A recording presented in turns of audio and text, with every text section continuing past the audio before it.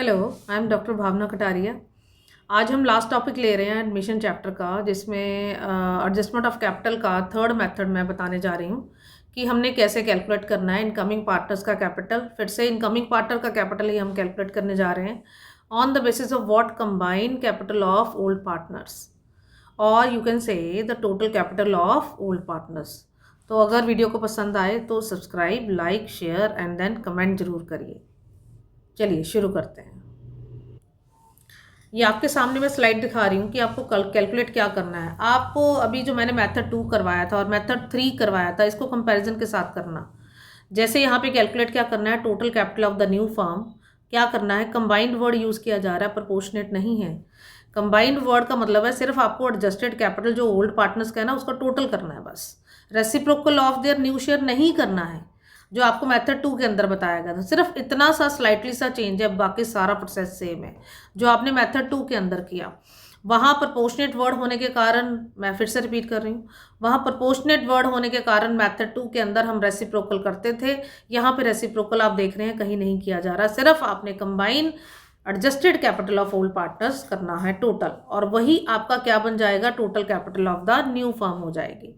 और incoming partner का share of capital आपको पता है, पहले भी हमने कैलकुलेट किया, that is the new capital of the firm multiply by his share. उसके बाद जनरल एंट्री भी सारी कॉमन नजर आ रही है आपको, जो आपने मेथड 2 के अंदर भी करी थी, कैश और bank account debited to incoming partners capital.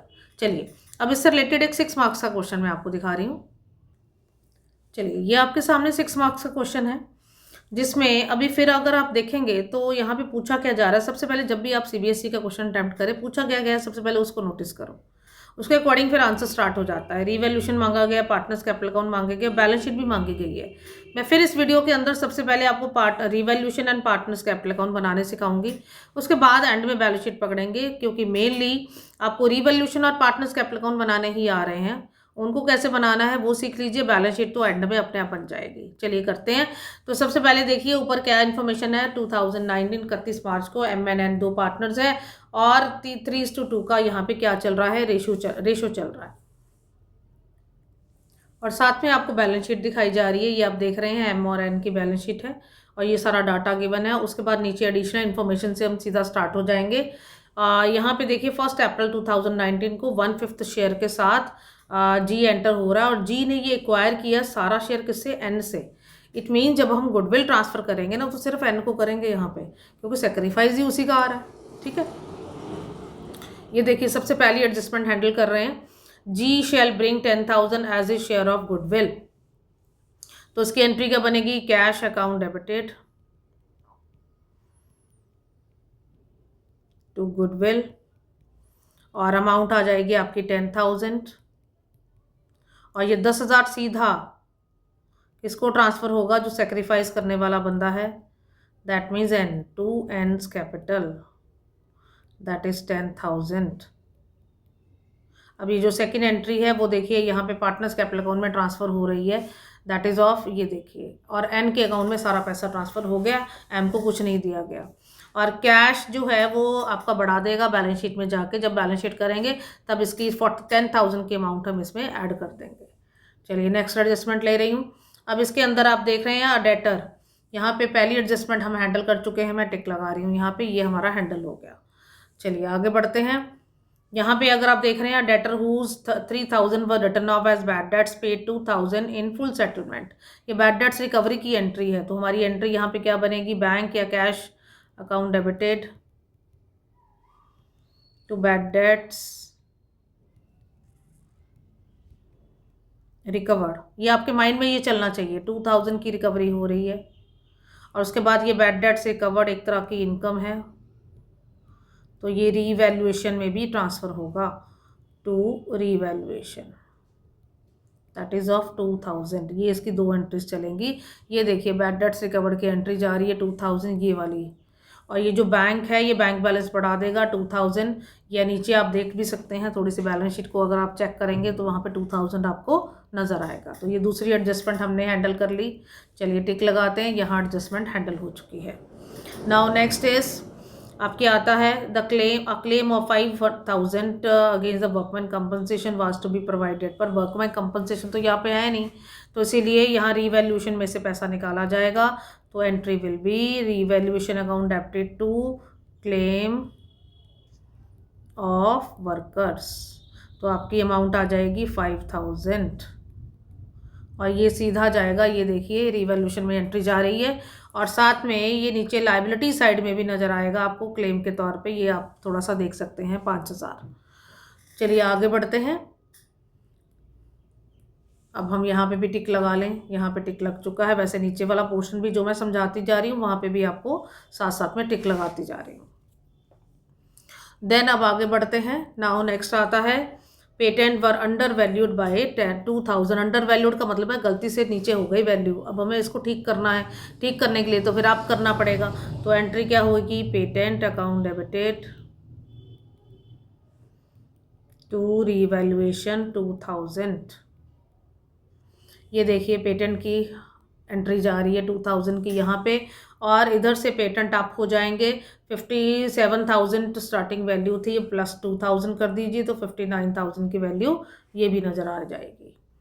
तो आपका नेक्स्ट हम हैंडल कर रहे हैं। अब यहाँ पे टिक लगा रही हूँ मैं, ये भी हमारा हैंडल हो गया, पेटेंट वाला पोर्शन भी। नाउ नेक्स्ट हमारे पास है जी स्टॉक की बुक वैल्यू कितनी है, 10% more than its market value हो गई है।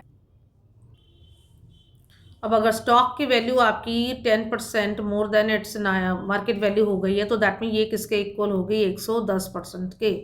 तो हमें तो इसको फिर ठीक करना पड़ेगा। तो ये आपकी जो 33,000 स्टॉक की वैल्यू दे रखी है ये किसके इक्वल हो गई है, दैट इज़ ऑफ 10%।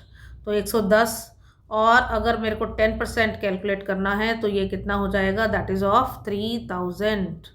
तो 3,000 से आपकी जो मार्केट क्या नाम है इसको स्टॉक की वैल्यू को हमें डाउन करना है, तो इसकी एंट्री क्या हो जाएगी, revaluation account debited to stock that is of 3,000। अब ये देखिए यहाँ पे ये जा रही है स्टॉक की वैल्यू, राइट, और इधर स्टॉक देखिए 30,000 का रह गया क्योंकि 3,000 वैल्यू लेस हो चुकी है। तो इस तरह से आपने इसको एंट्री डालनी है। चलिए आगे बढ़ते हैं। अब यहाँ पे टिक लगा देते हैं कि हमने स्टॉक का प्रॉब्लम भी सॉल्व कर लिया।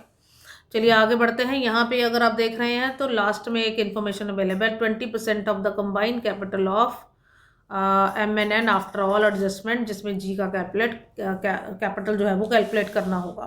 तो दैट मीन ये एडजस्टमेंट ऑफ कैपिटल सबसे एंड में करनी है, जब हम रीवैल्यूएशन बंद कर देंगे, पार्टनर्स कैपिटल अकाउंट को भी बंद कर देंगे। चलिए सबसे पहले एक थोड़ी सी एक और बैलेंस शीट चेक कर लेते हैं कि डेबिट साइड एसेट साइड में कोई ऐसी चीज़ तो नहीं है जो हमें बैलेंस शीट में पार्टनर्स कैपिटल अकाउंट में ट्रांसफर करनी नहीं है।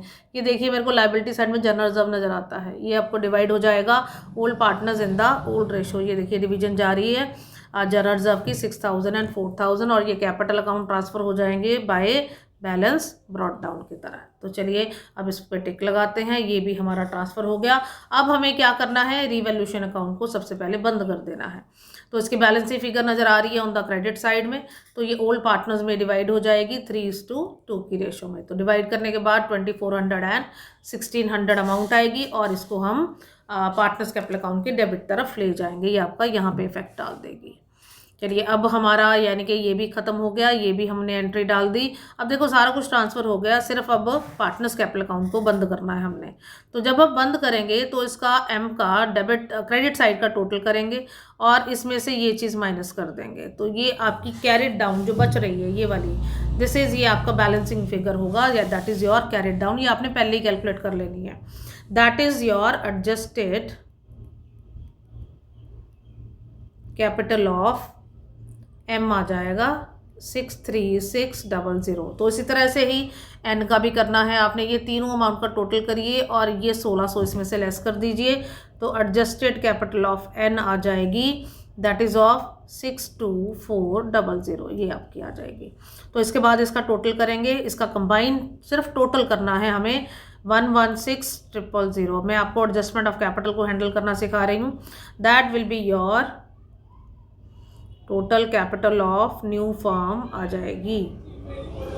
अब हमें जी का कैपिटल कैलकुलेट करना है, तो कैसे होगा, 1,60,000 multiply by his share his share था हमारा 1/5, तो ये आ जाएगी 23200। तो ये आपकी एंट्री जाएगी सीधी यहाँ पे, क्योंकि इसकी एंट्री बनेगी bank account debited to G's capital. तो ये आपकी एंट्री ट्रांसफ़र हो गई यहाँ पे, और साथ में इसका कैरेट डाउन भी बंद कर देंगे, इसको भी, इसी अकाउंट को भी बंद कर देंगे। That means partner capital account भी हमारा यहाँ पे ख़त्म हो गया। अब जो बैलेंस शीट में चीज़ें रह गई हैं उनको मैं आपको गाइड करूंगी। वैसे आपको बोर्ड के अंदर रिवैल्यूएशन और पार्टनर्स कैपिटल अकाउंट बनाना आ रहा है, बट सेफ्टी के लिए हम बैलेंस शीट को भी करेंगे।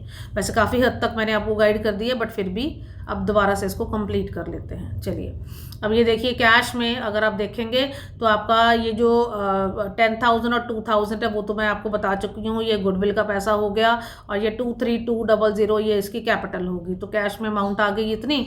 डेटर की हमारी ये बाकी एसेट की सारी साइड में सारी आपको बता चुकी है कि कौन सी चीज़ कहाँ कहाँ से आई है। क्रेडिटर आपके देखिए यहाँ से उठा के एज इट इज़ आपके 28,000 आ गया। प्रोविडेंट फंड कभी डिवाइड नहीं होता, उसको भी उठा लिया। क्लेम का पैसा मैं पहले बता चुकी हूँ क्योंकि मैंने वहीं पर टिक लगा दिया था। अब ये जो कैरेट डाउन बचा हुआ है ये आपका यहाँ पे ट्रांसफ़र हो जाएगा, राइट। और ये आपका टोटल यहाँ पे बाहर निकालिए और ये बैलेंस शीट को टोटल कर लीजिए, तो आपका आंसर मैच कर जाएगा। तो ये आपका करना चाहिए। सो बच्चे, आज ये एडमिशन के मैंने इस वीडियो के साथ सारे जितने भी इंपॉर्टेंट क्वेश्चन थे और जितने भी एडजस्टमेंट ऑफ कैपिटल के मेथड थे वो मैंने करवा दिए। अगर वीडियो पसंद आए और आपको समझ आ गया है तो लाइक, सब्सक्राइब और शेयर जरूर करिए। Thank you.